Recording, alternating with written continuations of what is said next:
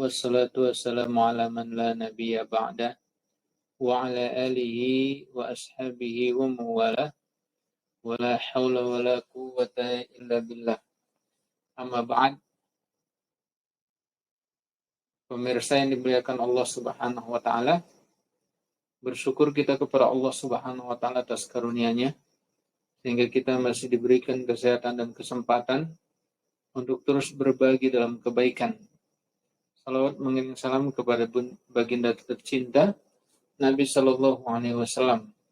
Dengan diutusnya beliau, maka semua yang dibutuhkan oleh umat ini tersampaikan.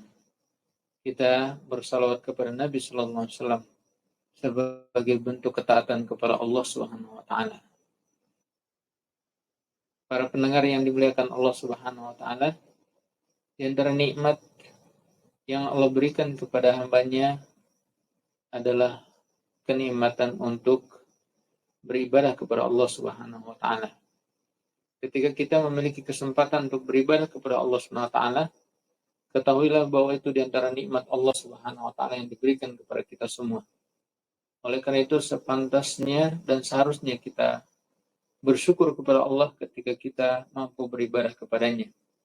Sebab tidaklah seorang beribadah kepada Allah Subhanahu wa taala atas kemampuan dirinya sendiri atau karena fasilitas yang lengkap yang dia miliki, namun karena rahmat Allah Subhanahu wa taala.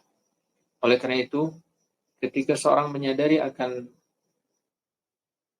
pentingnya hal ini, bahwa dia beribadah bukan karena kemampuan dirinya semata, namun karena rahmat Allah Subhanahu wa taala, dia tidak akan berbangga diri.